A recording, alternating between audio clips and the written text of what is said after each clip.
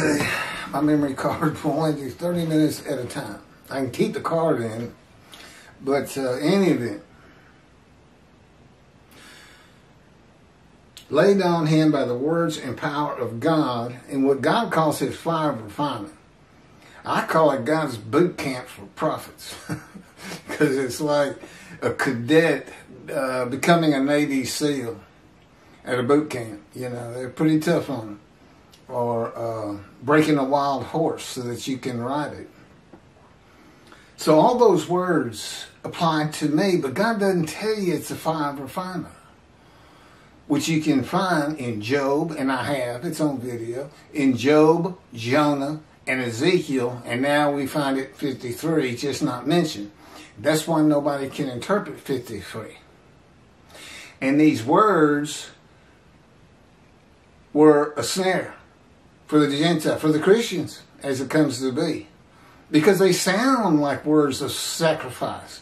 Somebody dying for your sins. His sins are, by his wounds, are, what is it again? Well, anyway. And he did it for this reason. I mean, basically he creates, with 53, he basically created Christianity. He gave them something to hang their hat on from a biblical source that they now call the Old Testament. He did it because he knew a time was coming, such as the Holocaust. And he had to have America, a Gentile country, that knew his word to some extent. And they do. You know, they got the 10 Commandments anyway. There's not much to being a Christian. All you got to say is, I believe in Jesus and the resurrection. And that's it. You're done.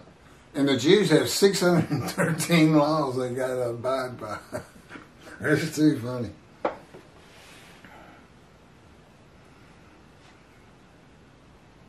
So, that's the secret to 53.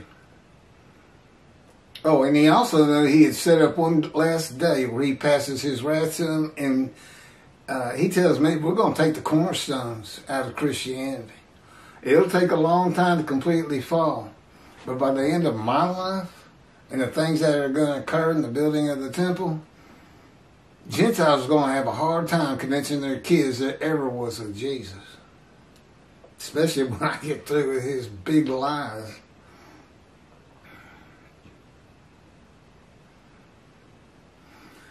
Didn't I just say all that?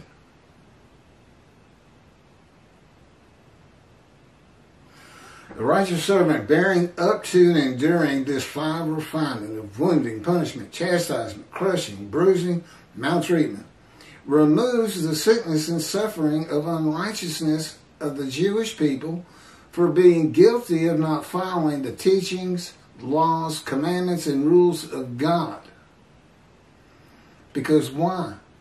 They listen to my teachings. The righteous servant makes the many righteous. That's them. But I have to go, and God has to get me to... You're not born a prophet. You're not born the righteous servant. Okay? You got to be molded, just as the Jewish people were molded. God creates all things and all people. But he molds the Jewish people to be who they are, his chosen, with 613 laws, manner of dress. And he molds me, a Gentile, in the fire of refinement. And you could say the Jews have lived in a fire of refinement. They've suffered greatly. A lot of these words would apply to them.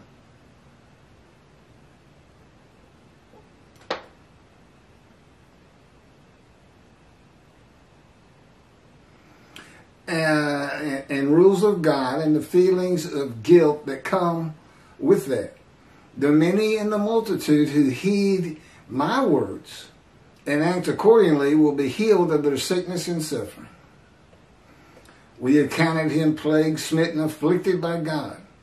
Plague means to cause continual trouble or distress to, as in he has been plagued by ill health.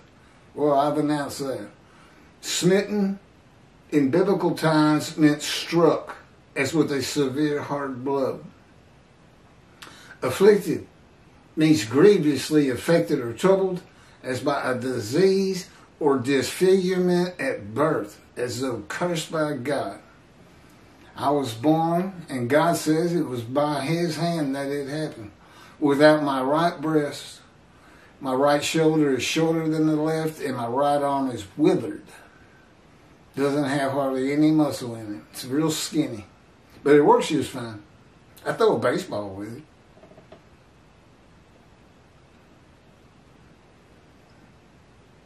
And shoot baskets with it. I was born right-handed. I had to become left-handed to write and things like that.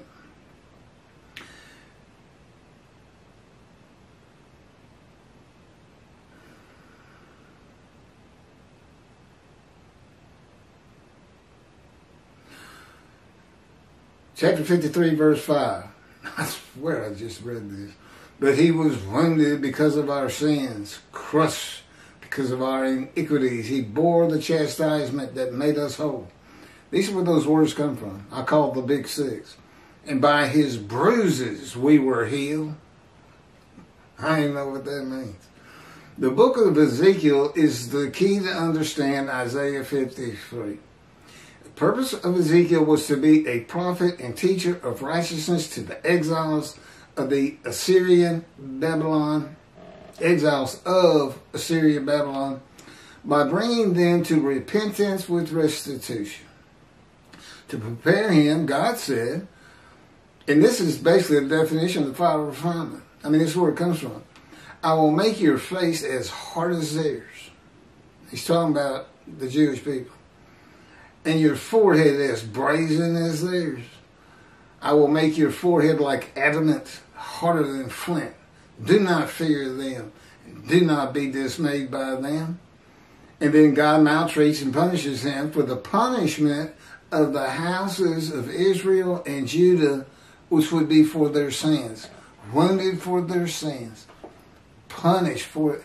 Basically what he did is he says you're going to have a comparable amount of time, 340 or 60 days or something like that, pinned to the ground, crushed and bruised.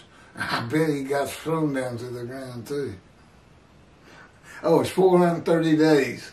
He is punished, confined by the power of God to his house, removed from society, pinned to the ground, crushed and bruised, eating nothing but bread, and chastised by the words of God. Chapter 53, verse 6. We all went astray like sheep, each going his own way, and the Lord visited upon him the guilt of all of us. Now that's the end of verse 6, and that's where the quotation ends, right there. So these people, we were all astray like sheep, they're the same people who say, who can believe what we can believe? And that's the same people, the many who are made righteous to remove that guilt. That's what the story is. I mean, the guy's as lowly as these people, but somehow God selects him, puts him through this fire and prepares him to be a teacher, and God gives him all this knowledge. These new things that say, this is the man of God, that he said his spirit was going to alight upon. We all went astray like sheep. That's the Jewish people who are the witnesses. Okay, that was me ad-libbing. Here's God's words. We all went astray like sheep. That's Midrash, commentary. The Jewish people, who are the witnesses and the speakers of verses 1 through 6, stop following the laws of God in one manner or another.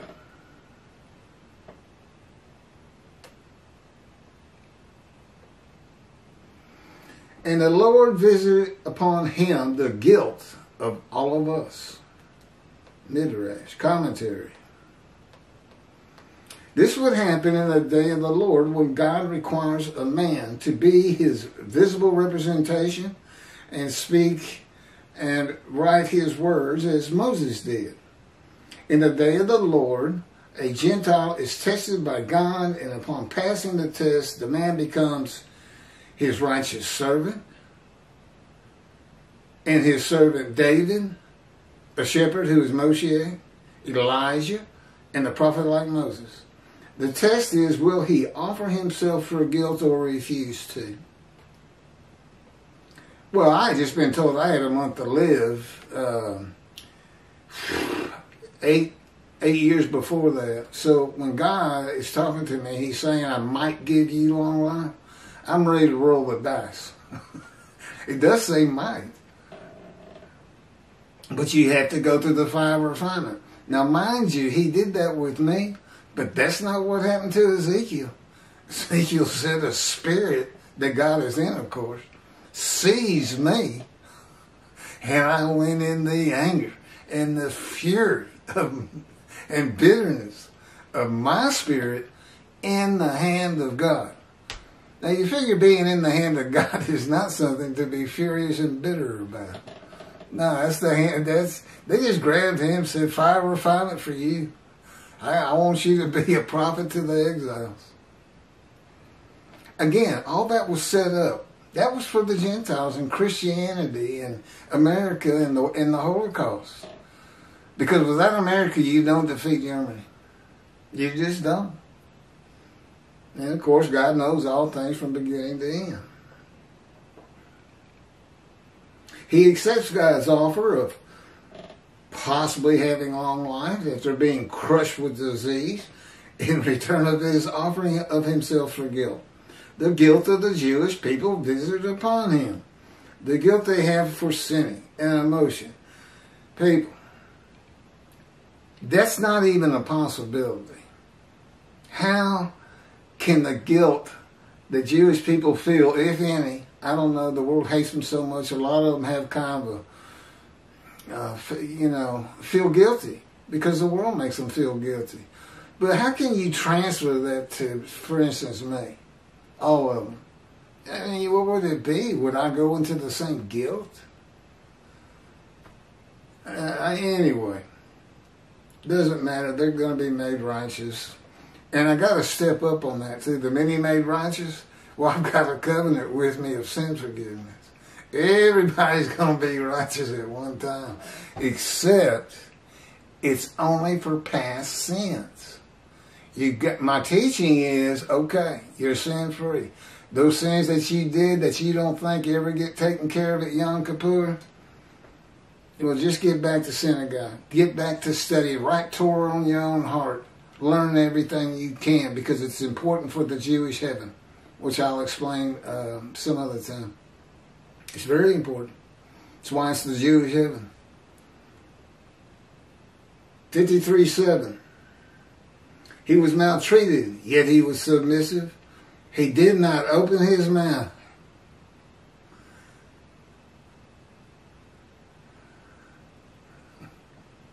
I'm going to tell.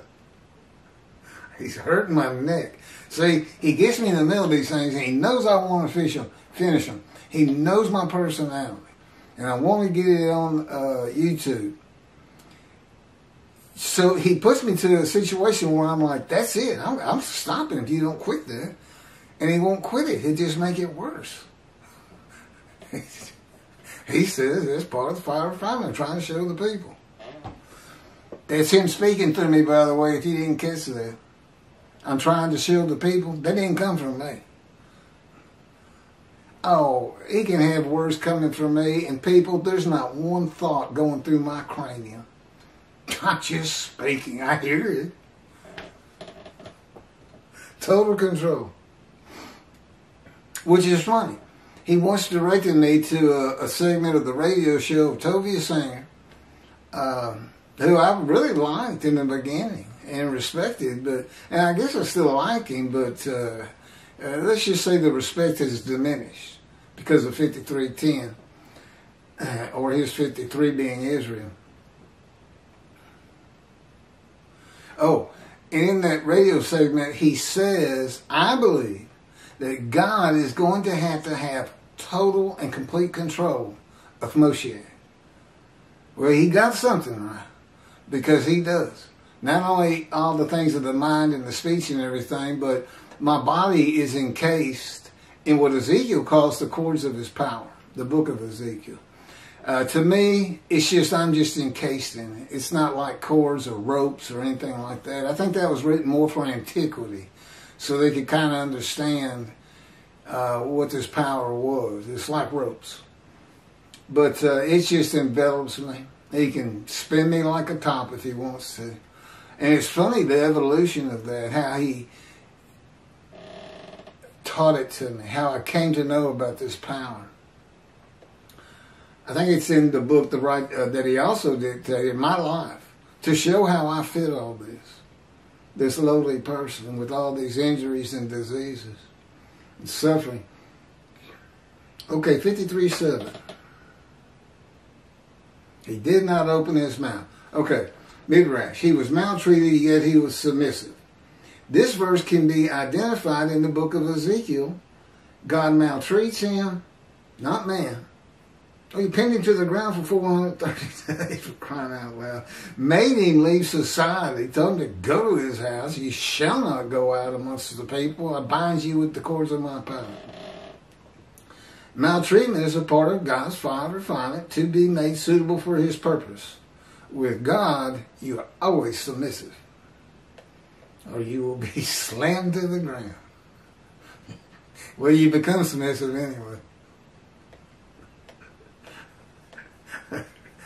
It's taken about 7-8 times. And I'll be slammed to the ground on cement, bust your chin wide open, or crack your skull, abrasions all over your face from your skin getting rubbed off. Wounded. How about this? You had me walking through a creek on stones, great big stones. And we had gotten through with one of these, I don't know, 50 yards of running on these stones. And some of them be slippery, but he'd make my feet stick. You know, it was all this big event to learn about him and his power. And out of nowhere, I'm standing there wrestling next to a big boulder, and my hand goes up in the air, and I just basically look at it, and bam, slams down that rock and broke this bone right here. And he also tripped me when I was running one time on a railroad line. And anyway, I cracked a bunch of ribs that I had cracked before. Oh, I had also broken that bone before. Does that make it better?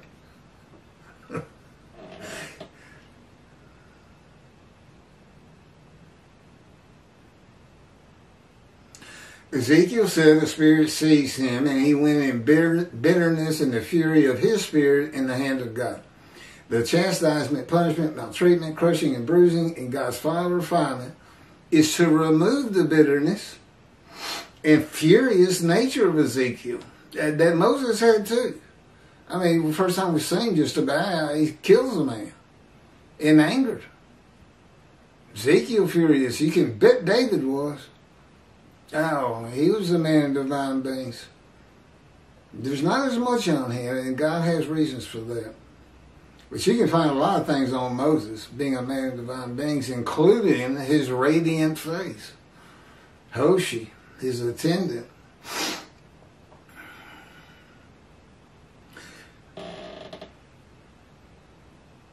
It is to make a man meek and humble. They say at the end of Moses' life, he's the most humble man on earth. I think God kept him in the refinement for 40 years. Well, I've been in it 16.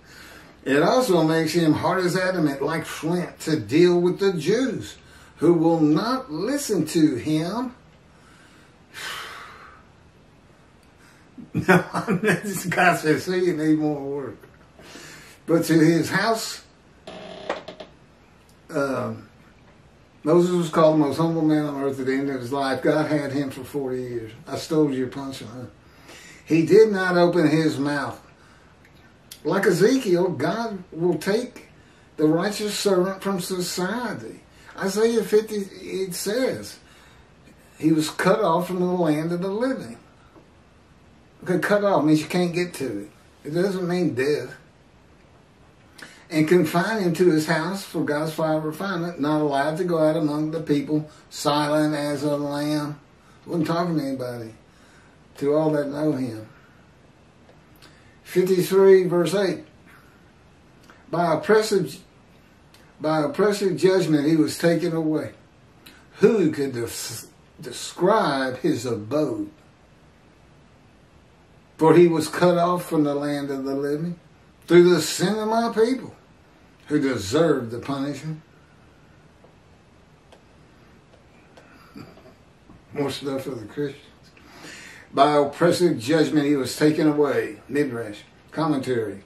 The oppressive judgment is being guilty and receiving a sentence of imprisonment and of wounding, maltreatment, chastisement, punishment, bruising, and crushing until suitable for God's purpose. A purpose that includes making the many righteous. God is using the verses symbolically, with the offering for guilt being shown as a guilty plea before a judge of crimes not committed by the defendant. You know, Jesus was found not guilty. But the fellow asked the crowd, I don't remember his name. I would know the name. He took it from me to embarrass me. He asked the multitude that had gathered, what do you want me to do with him? I want to wash my hands of this whole religious fiasco. And they said, crucify him. Nice crowd, huh? I feel like it's the crowd watching me. Who can describe his abode? But that doesn't work. Okay, the prison. And the Spirit entered into me and set me upon my feet. And he spoke to me and said to me, go, shut yourself up in your house. And what he said to me? Go to your room. That's it. I didn't even have the cords of my power on. I really didn't have a lot of people I knew at the time. There's a long story behind that. The chains. If you're in prison, you'd have chains on. As for you, all mortal cords have been placed upon you, and you have been bound with them, and you shall not go out among them. All of Israel will be able to describe the abode of God's righteous servant in the day of the Lord because of social media and phones with cameras. An abode to be honored in Isaiah 11 because the righteous servant is Moshiach. For he was cut off. Oh, we don't have that in here? Jesus had an abode. Yeah, there's a verse where he's eating meat with friends in his house. I'd like to get somebody to describe that for me. Good luck. For he was cut off from the land of the living. Being cut off from something means you cannot have it or get to it. Cut off from the land of the living by a man given long life means cut off from society and the material things of the world, not death. Oh, he's taking everything from me. I don't have anything. Even I had a triathlon bike. He trashed. I mean, he had my wallet fall out of my pants, and you can't tell me he didn't know. He didn't stop me and pick it up. There went my driver's license. No wallet, no bank account, no anything, no car. I walk everywhere. You think the Jewish people walked a lot in the Exodus? That's nothing compared to what I've walked. A pittance. I walk everywhere. Ezekiel was cut off from the land of the living, bound by God's power in his house, as he went through a process of refinement, make him tough, make his forehead like adamant, and let him know and control and change his emotions so he's not in fear and dismay. I mean, you can be tough and still have fear and dismay. And he didn't want me to be, and I know he can do it too, by the way. I've been with him too long. He's shown me too many things. It's going to be much more enjoyable than being in the fire, which he says he's not stopping until we get to Israel. So I plead to the masses, get me to Israel. I'll pay you back. Yeah, I don't have anything. You got a little Social Security coming in. The process of refinement of his emotions and self to be made suitable for God's purpose of his being a prophet to the Assyrian Babylon exiles. Midrash, through the sin of my people, the people of Isaiah, who are the Jewish people, the people in the first 6 verses, who deserve the punishment. Ezekiel suffers the punishment of the houses of Israel and Judah for 430 days. The houses of Judah and Israel suffered their punishment in exile. There was no vicarious suffering for the sins of the house of Judah and Israel.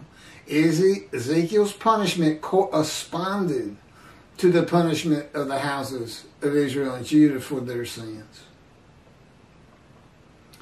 Isaiah 53 verse 9. And his grave was set among the wicked, and with the rich in his death. Though he had done no injustice, he had spoken no falsehood. I haven't spoken a falsehood since God talked to me. That's as far as I'm going to go with that. This verse says the righteous servant of God was poor but dies a rich man. The righteous servant of God becomes poor when God cuts him off from the world, and then he is given the many as his portion and receives the multitude as his spoil, and his abode will be honored. He will die a rich man. But the Lord chose to crush him by disease. This is 53:10, which we have covered. I understand. It could be the first time for somebody on 53. But the Lord chose, 53 verse 10, but the Lord chose to crush him by disease, that if he made himself an offering for guilt, and that's precisely what it says, Toby is saying, it does not say that he became a guilt offering. Okay? It doesn't say that. Why would he do that? He's got to know. He's too fluent in Hebrew. I don't believe that. He might see offspring and have long life, and that through him the Lord's purpose might prosper. But that purpose is not stated. But we know in Malachi 3, he says, I'm returning to my temple. There's a day of the Lord. I got things to do. There's his purpose. But the Lord chose to crush him by disease. Midrash, commentary. God's righteous servant will be familiar with disease and his life crushed because of disease that he is afflicted with by the power of God. Now, he takes full credit for it. Now, I had skin cancer much earlier than what we're talking about here, being crushed. I think the colon cancer crushed me. But the true crush came when I went through the surgery and chemo and the colon cancer was removed. But further tests showed that it had spread to my lungs, stage 4. And they gave me approximately, about a month to live and untreatable. Okay, it was 22 years ago when the planes hit New York. That's how long ago it was. So, long life. Long life after being crushed with disease. But it was the colon cancer, which I was about 43. He didn't speak to me until I was 50. And the lung cancer. I just quit working. I just walked every day. I didn't really think I was going to die, primarily because I didn't suffer from the symptoms of the lung cancer like I did the colon cancer. I felt all of that. It had burst through my colon. I was bleeding internally. I couldn't even get a proper diagnosis of it for months, 2.5 months of solid pain. Here I am back in the pain box again. But anyway, that was the Holy Spirit. He said something funny.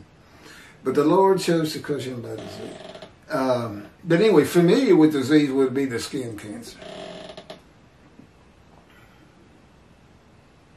That if he made himself an offering for guilt. It's an offer.